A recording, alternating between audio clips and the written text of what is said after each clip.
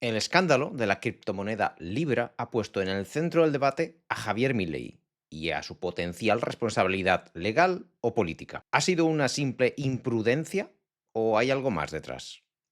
¿Es Javier Milei responsable, corresponsable de una gran estafa o simplemente es un bobo al que han engañado? En este vídeo analizaremos tres cuestiones fundamentales que nos van a ayudar a entender en qué circunstancia nos encontramos. En primer lugar, analizaremos cuál fue el papel de Milei en la promoción o difusión de la criptomoneda Libra.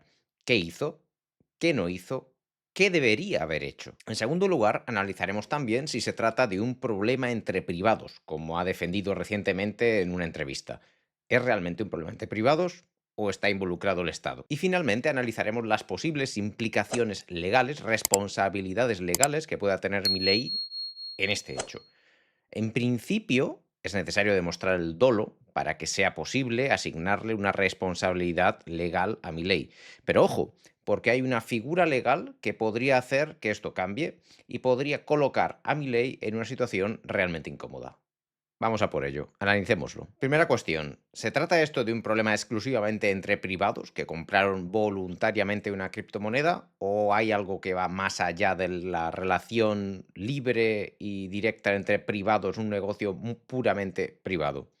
Pues vamos a ver las características de lo que ha sucedido y cómo ha sucedido porque probablemente nos ayude a entender si efectivamente es solo un negocio entre privados o si es algo más. En primer lugar, tenemos que analizar cuál ha sido el papel de mi ley en este proceso, en esta promoción, difusión de la moneda. Y es que, efectivamente, como todo el mundo a estas alturas ya puede entender, el papel de Milei en la promoción de la criptomoneda ha sido esencial y necesario para la existencia de este presunto fraude. Y es también evidente que Milei no es un ciudadano más, es el presidente del Estado de Argentina. Aunque solo sea por eso, es decir, que Milei haya sido el promotor, el difusor principal de la criptomoneda y que además sea el presidente del Estado de Argentina, hace que ya no sea un problema exclusivamente entre privados. Sin Milei, sin la difusión de Milei, el escándalo Libra no hubiera sucedido, no hubiese pasado de ser una criptomoneda totalmente desconocida. Si un presidente facilita, aunque sea de manera involuntaria, una estafa,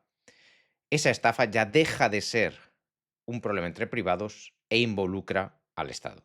Involucra al presidente, involucra al Estado. De eso no se puede escapar. No, no es exclusivamente un problema entre terceros, no está exclusivamente en el campo privado. Y la última evidencia que te demuestra esto es la propia acción de Javier Milei, que ha activado a la Oficina Anticorrupción para que haga una investigación al respecto. Esa Oficina Anticorrupción está exclusivamente dedicada a identificar, a monitorizar posibles casos de corrupción política, un papel en el que el Estado, las administraciones públicas o cualquier funcionario público haya tenido un rol corrupto. El mero hecho de movilizar a esta oficina anticorrupción te hace ver que ya ha trascendido el ámbito privado. Ya está el Estado involucrado.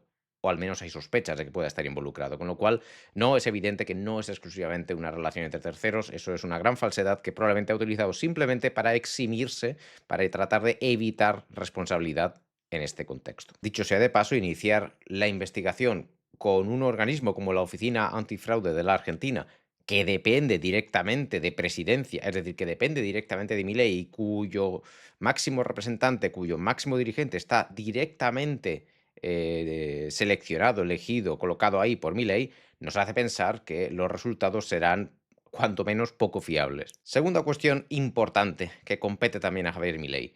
Un presidente, y esto lo digo en general, un presidente de gobierno no puede alegar desconocimiento o irresponsabilidad en materia económica, como ya razonó en el caso de Javier Milei, que se autodenomina, y que lo es, un experto en materia económica. Y esto es así por dos aspectos fundamentales, poder y deber. ¿Podía Javier Milei entender que lo que estaba sucediendo era potencialmente una estafa?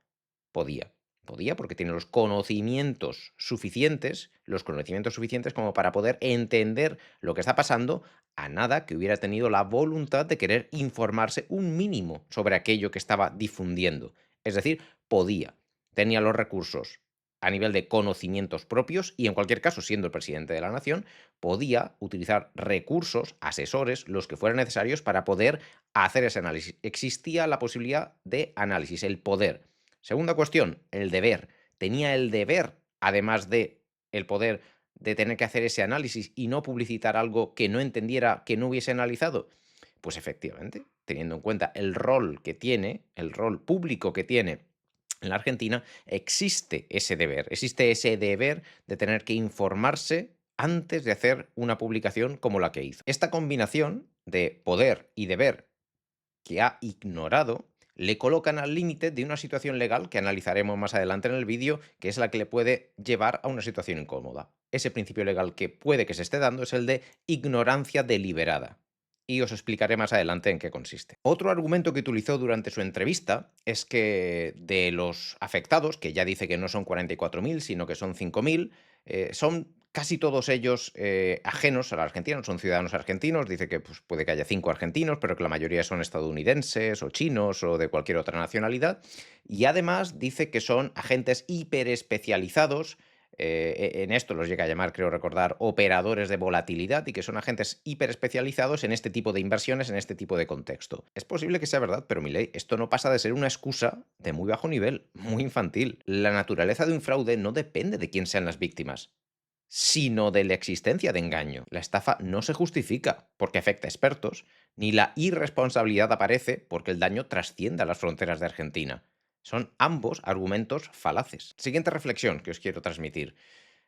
La mayor parte, o una gran parte de la entrevista, Javier Milei la ha utilizado para atacar políticamente a sus rivales, que por otra parte, ciertamente están utilizando esta situación, utilizando este escándalo para atacarle políticamente a él. Es evidente que sus rivales políticos van a utilizar esta o cualquier otra circunstancia que se dé para atacarle, para tratar de debilitarle. Pero el hecho de que estén tratando de utilizar esta circunstancia para hacerle daño a Milei no evita que nosotros, que no somos sus rivales, y ojo, esto no es un ataque al liberalismo, ni es un ataque a corriente política alguna, pues como decía, eso no impide que nosotros, los que no somos sus rivales, podamos y debamos hacer un análisis objetivo de los hechos para entender qué ha sucedido. Por otro lado, sus seguidores, ya tiene un fiel ejército de seguidores que están defendiéndole a capa y espada en redes sociales o allí donde tienen oportunidad. Y con esto quiero hacer una breve reflexión simplemente con respecto a la aparición de las ideologías en el debate público. Las ideologías son muy peligrosas, o pueden ser muy peligrosas, cuando generan ese nivel de ceguera intelectual que te hace defender a tu líder o a tu referente más allá de los hechos. Solo opera la afinidad ideológica. Es una renuncia a la razón. Cuando sigues una ideología de forma acrítica, estás abandonando la razón. No se trata, pues, de estar a favor o en contra de una determinada corriente de pensamiento, sino de poder asumir una posición objetiva, crítica, y desde esa posición objetiva y crítica hacer un análisis justo de la situación sin que la ideología te nuble el juicio. Esto lo estoy percibiendo ya en la situación que tenéis en Argentina, tanto de un lado como del otro.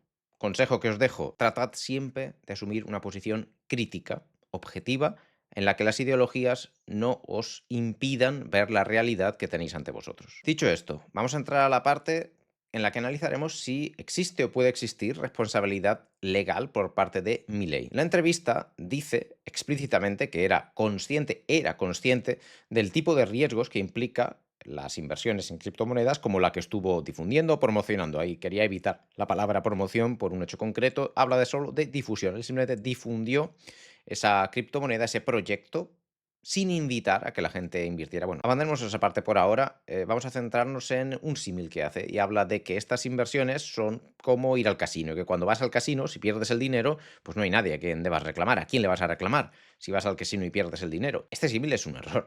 Este símil es un error porque es posible, es muy posible, que lo que haya sucedido no es comparable a ir al casino. En un casino, por desfavorable que sea la estadística, existen posibilidades de ganar. Y si pierdes, no hay mucho que reclamar porque, bueno, te exponías a ese riesgo a cambio de una posibilidad, de un posible beneficio real. En una estafa, esto no es así. Si el casino está amañado, si la ruleta rusa está amañada y hay imanes, entonces sí hay que quejarse, porque ya no has ido al casino, te han estafado. No se trata de si has ido o no al casino, se trata de entender si lo que ha pasado es una estafa o no, y eso nos lleva a terrenos, a escenarios totalmente diferentes, Javier.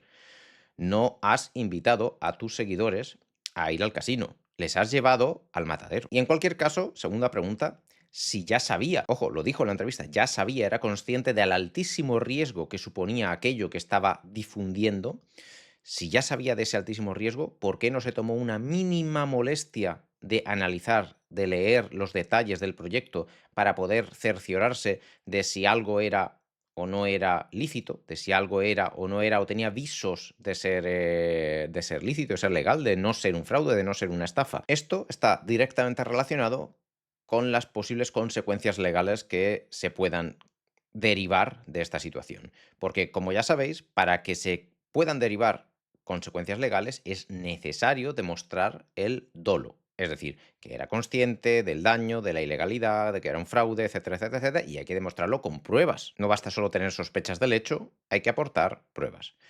Ahora bien, como os decía al principio del vídeo, hay un supuesto en el que se abre una vía para que la responsabilidad legal pueda llegar incluso sin demostrar el dolo. Y ese es el caso de la ignorancia deliberada. Y para no confundirme, os voy a leer exactamente en qué consiste y juntos vamos a analizar si creéis que se está o no dando este caso de ignorancia deliberada en el caso de Milei.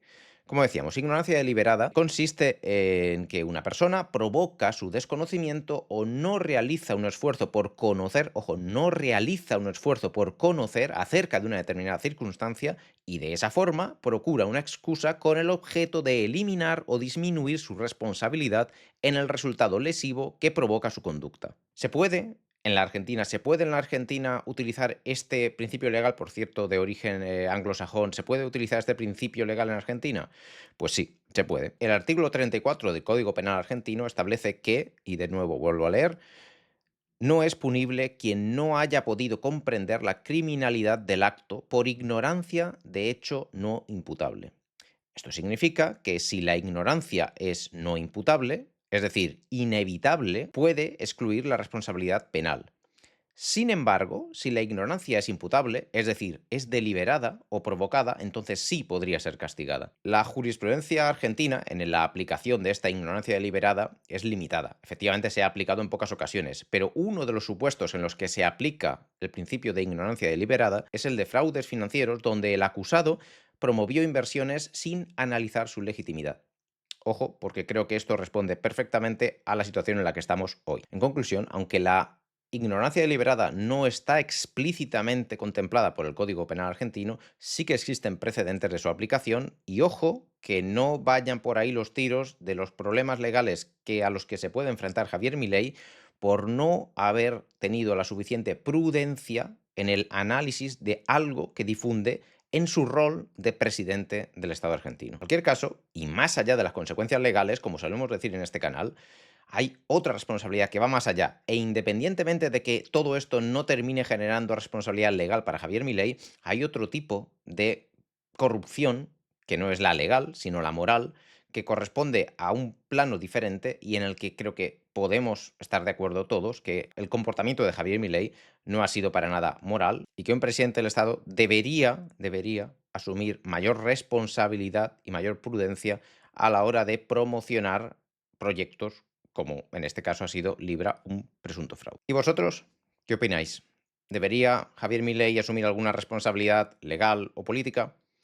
¿Creéis que esto es un caso sin mayor importancia que simplemente la oposición va a tratar de explotar para hacer daño políticamente a Javier Milei? ¿Existe en la Argentina una justicia suficientemente independiente como para atreverse a iniciar un proceso contra el presidente del gobierno? Dejádmelo en comentarios y seguiremos el debate ahí. Hasta el siguiente vídeo. Saludos y libertad política para todos.